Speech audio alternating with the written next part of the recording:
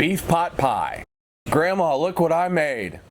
In the 16th century, it was considered hot cuisine, only to be enjoyed by aristocrats, not lowly peasants.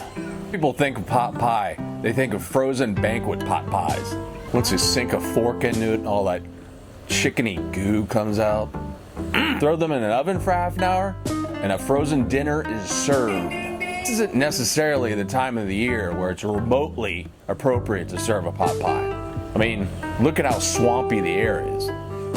But I spied some cheap stew meat and thought this might be good. This is pretty modular.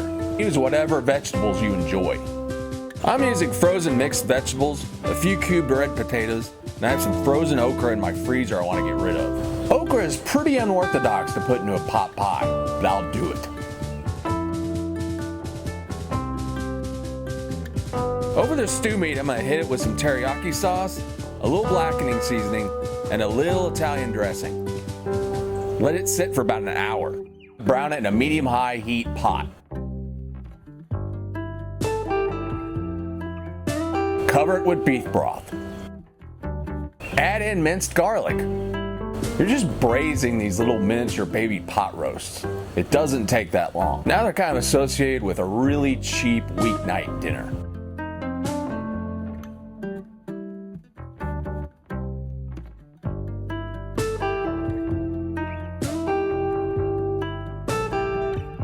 Just until you can slide a fork into it. I've got this carving fork, and the only thing I use it for is to stick in a pot roast to see if they're done. It's the biggest waste of space tool in my kitchen. We add in our potato niblets and let this get fork tender.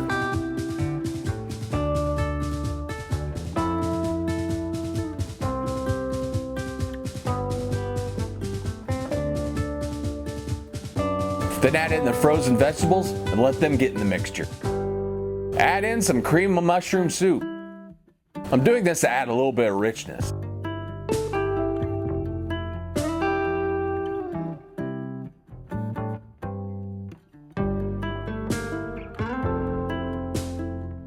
At this point, I think it needs a little cornstarch slurry. Equal parts flour, equal parts water. I've got this can of cheap crescent rolls and divide them up into globs, which is no big deal. We're not wanting individual crescent rolls. Bake them at 325 degrees for about 20 minutes. I'm not a huge lover of crust, since this is just beef stew with a crescent roll top. So I'll ladle the filling into the bowl, top it with the crescent roll puck, or lid if you will, and garnish it with parsley.